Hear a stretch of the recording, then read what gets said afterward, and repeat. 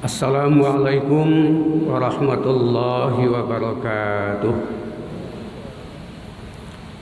Alhamdulillahi rabbil alamin wal aqibatu lil muttaqin wassalatu wassalamu ala asyrafil anbiya'i wal mursalin wa ala alihi wa ashabihi ajma'in. Asyhadu an la ilaha illallah wahdahu la syarikalah wa asyhadu anna Muhammadan abduhu wa rasuluh la nabiyya ba'dah.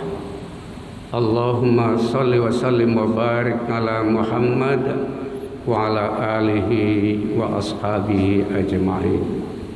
Qala Allah ta'ala fi kitabihil karim, a'udzu billahi minasy syaithanir rajim. Bismillahirrahmanirrahim. Wa idh yamkuru bikal ladzina kafaru liyusbituka wa yaqtuluka wa yukhrijuka aw yakhrijuka wa yamkuruna wa yamkurullah wallahu khairul makirin. Shadaqallahu azim. Bapak-bapak, ibu-ibu jamaah zuhur Masjid Raya Sumatera Barat yang dirahmati Allah, kembali kita mengucapkan puji syukur kehadirat Allah Subhanahu wa taala karena berkat limpahan rahmat, hidayah dan inayah Allah, alhamdulillah kita masih berada dalam keadaan sehat walafiat dan dapat melaksanakan ibadah zuhur berjamaah. Selawat dan salam senantiasa kita mohon kepada Allah untuk junjungan kita Nabi besar Muhammad sallallahu alaihi wasallam. Allahumma sholli ala Muhammad wa ala ali Muhammad. Bapak-bapak, ibu-ibu yang dimuliakan Allah, hari ini kita sudah berada pada tanggal 27 Muharram tahun 1443 Hijriah, bertepatan dengan tanggal 5 September 2021 Masehi. Kita masih berada di dalam awal tahun baru. Barangkali kita masih segar dalam ingatan kita peristiwa hijrah, pindahnya Nabi kita Muhammad sallallahu alaihi wasallam dari Mekah ke Madinah. Ayat yang kita baca tadi adalah firman Allah dalam surah Al-Anfal ayat 30. Allah menggambarkan dan mengingatkan kepada Rasulullah sallallahu alaihi wasallam ada peristiwa persekongkolan jahat yang akan melakukan tipu daya terhadap Rasul. Ini digambarkan oleh ayat ini. Ingatlah ketika orang-orang kafir hendak menangkap dan memenjarakan engkau, atau hendak membunuh engkau, atau mengusir engkau. Mereka melakukan tipu daya, tetapi Allah menggagalkan tipu daya mereka. Karena Allah itu adalah sebaik-baik orang yang mengatasi, menggagalkan tipu daya atau kejahatan yang akan dilakukan terhadap Rasul Muhammad sallallahu alaihi wasallam. Hadirin yang kami muliakan, peristiwa ini kita baca dalam sejarah.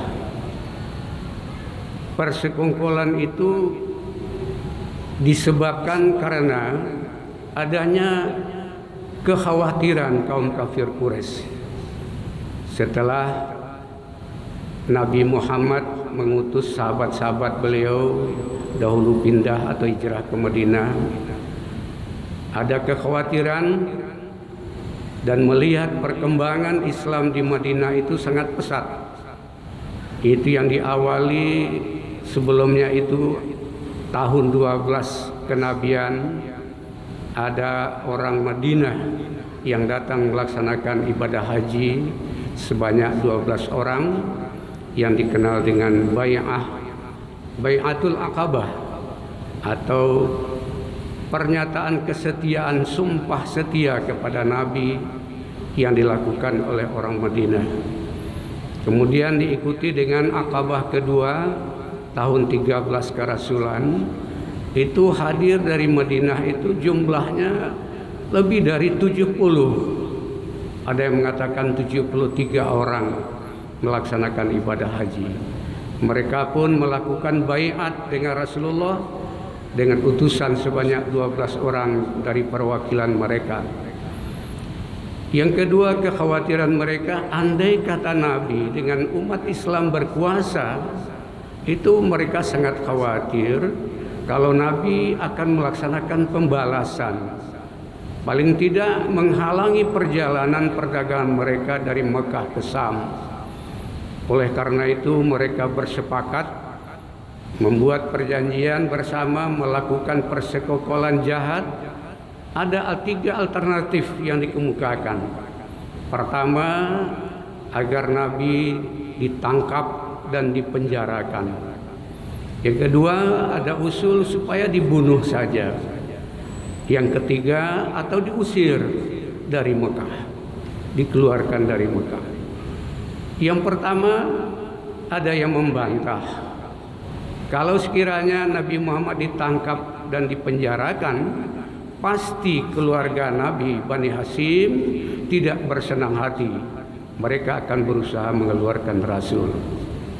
Lalu yang ketiga juga ada pertimbangan, kalau diusir tentu Rasul akan mengembangkan Islam di negeri tempat beliau pindah. Yang kenyataannya betul di Madinah. Hadirin yang kami muliakan, sebelum Nabi pindah saja perkembangan Islam sudah cukup pesat di Madinah. Lalu diambil yang kedua, agar Rasul dibunuh saja dengan kesepakatan seluruh suku yang ada di Arab, di Quraisy itu, di Makkah itu, ya semua mengirimkan utusan untuk membunuh Nabi.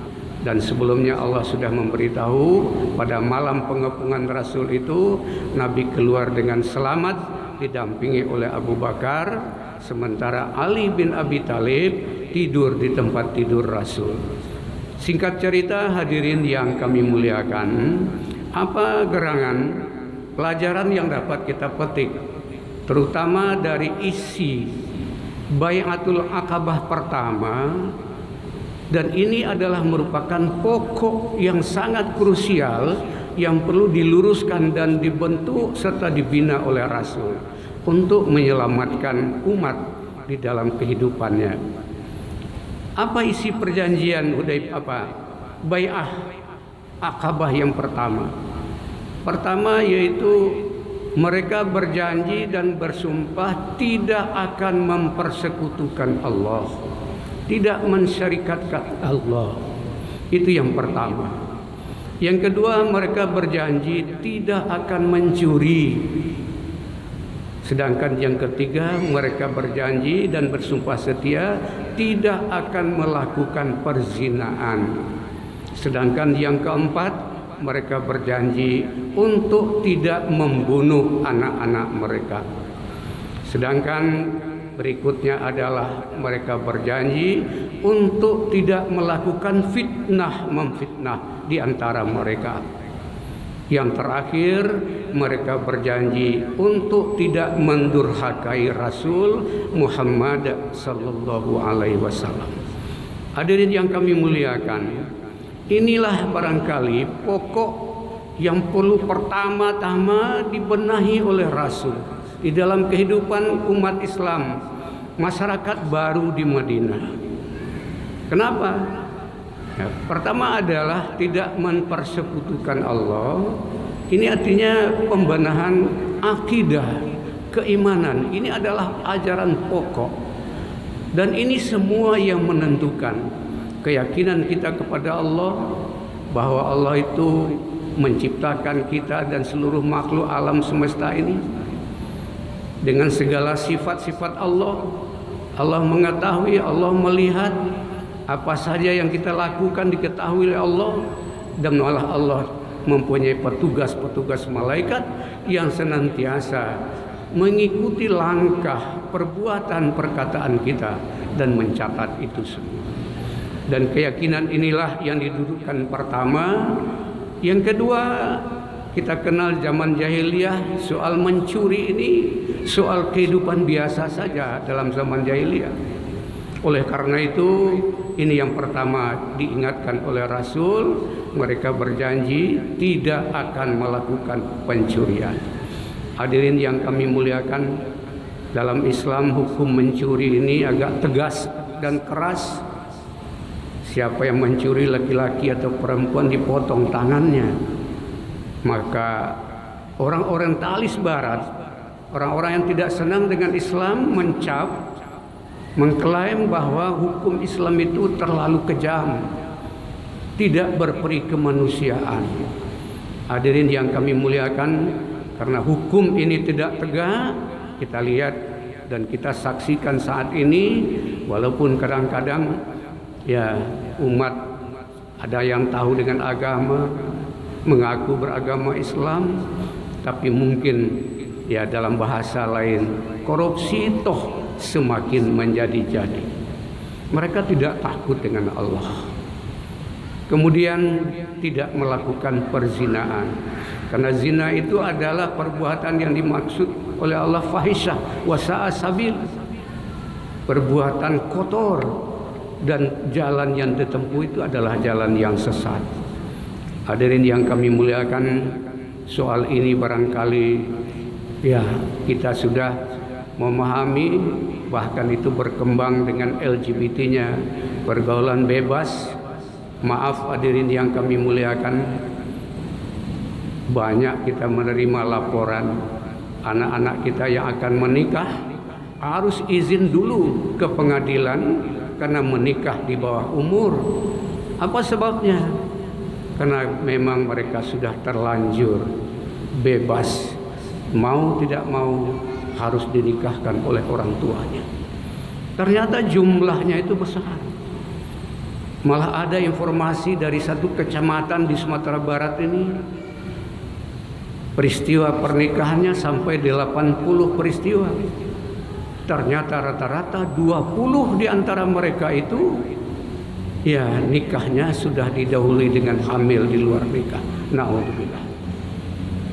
Hadirin yang kami muliakan, dampak dari itu semua barangkali sangat jelek. Coba bayangkan 20 tahun yang akan datang kalau sekarang terjadi anaknya perempuan, maka si bapak tidak boleh menjadi hakim, menjadi wali, tidak boleh. Walinya pindah kepada wali hakim.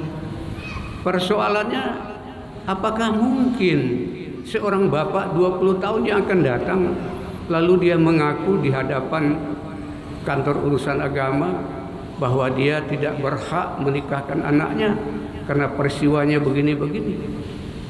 Kami pikir itu tidak mungkin karena harga diri dan malu.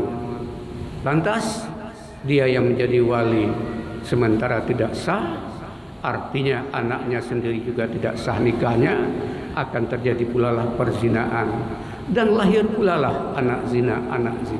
Na'udzubillahi min dzalik. Hadirin yang kami muliakan, kemudian tidak akan membunuh anak. Ini juga kita hati-hati hadirin yang kami muliakan, karena ada orang yang takut anaknya banyak. Itu terjadi zaman jahiliyah dan barangkali zaman modern juga. Buya Hamka pernah ingatkan itu. Hati-hati kita, jangan nanti kita terjebak di dalam peristiwa pembunuhan terhadap anak melalui kontrasepsi yang sah atau tidak baik. Hadirin yang kami muliakan, Allah sudah peringatkan, wala taqtulu auladakum khasyata imlaq. Jangan kamu bunuh anak-anakmu karena takut miskin, karena kamilah yang memberi makan kalian dan mereka, kata Allah. Hadirin yang kami muliakan, kemudian selanjutnya perjanjian itu atau baiat itu agar mereka tidak akan saling memfitnah. Fitnah lebih kejam daripada pembunuhan. Kalau orang berkelahi membunuh satu orang, tapi kalau fitnah yang muncul Bisa orang perang satu kampung, satu negeri dengan negeri yang lain. Bisa jadi satu negara dengan negara lain karena fitnah. Makanya Allah katakan al-fitnatu asyaddu minal qatli. Fitnah itu lebih berbahaya dan lebih kejam daripada pembunuhan. Hadirin yang kami muliakan, inilah yang dibenahi oleh Rasul. Terakhir mereka berjanji dan berikrar atau berbaiat tidak akan mendurhakai Rasul. Kemudian diikuti dengan akabah kedua, mereka berjanji dan berbaiat akan membela dan melindungi Rasul dengan harta dan jiwa mereka. Hadirin yang kami muliakan, inilah awal ya, kenapa barangkali hadirin yang kami muliakan, orang kafir Quraisy melakukan persekongkolan untuk membunuh Nabi karena mereka khawatir melihat perkembangan Islam di Madinah. Kemudian ya, mereka juga takut kalau Rasul nanti pindah menjadi penguasa, lalu mereka akan ya, Nabi akan memimpin, membalaskan dendam, memerangi orang kafir Quraisy. Hadirin yang kami muliakan, kita tahu sesampai di Madinah Nabi, beliau dengan tugas pertama membangun masjid, yang kedua mempersaudarakan antara kaum Muhajirin dan Ansar, yang ketiga adalah Nabi membuat perjanjian damai dengan orang Yahudi. Di antara isi perjanjian dengan Yahudi itu, orang Yahudi dengan orang Muslim hidup berdampingan secara damai dan bebas melaksanakan agama masing-masing. Dan berjanji mereka kalau ada serangan dari luar, mereka bersama menghadapi, memerangi, dengan perjanjian biaya peperangan ditanggung masing-masing. Mereka hidup berdampingan, saling tolong-menolong dalam kebaikan. Tetapi yang namanya Yahudi, hadirin yang kami muliakan, mereka pembohong, pengkhianat, dan biasa memukir janji. Malah ketika terjadi perang Badar, perang Uhud, dan perang-perang yang lain, mereka justru membantu orang kafir dan musyrik Quraisy. Hadirin yang kami muliakan, dan inilah barangkali yang perlu kita waspadai. Kalau dulu kafir musyrik bersekongkol di Mekah, sampai di Madinah tambah lagi dengan Yahudi munafik, dan sekarang hadirin yang kami muliakan, mereka berkolaborasi untuk menghalangi perkembangan Islam, memerangi Islam, menuduh Islam radikal, dan segala macam. Hadirin yang kami muliakan, itu kita hati-hati sebagai umat Islam. Jangan sampai kita termakan oleh isu, termakan oleh fitnah, adu domba, sehingga mungkin risiko berat yang akan kita terima antar umat dan antar bangsa bisa pecah. Ini yang dilakukan oleh mereka, orang-orang Yahudi. Kenapa Allah ingatkan pada kita, walan tarda ankal yahudu walan nasara hatta tattabi'a millatahum. Orang Yahudi itu dan Nasrani itu sekali mereka tidak akan senang terhadap umat Islam ya, sebelum kita mengikuti pikiran, konsep, barangkali juga agama mereka. Mudah-mudahan pengajian malam pada siang ini bermanfaat untuk kita semua. Banyak maaf. Wassalamualaikum warahmatullahi wabarakatuh. Allahu Akbar, Allahu Akbar. Asyhadu an la ilaha illallah. Asyhadu anna Muhammadar Rasulullah. Hayya 'alal salati, hayya 'alal falah. Qad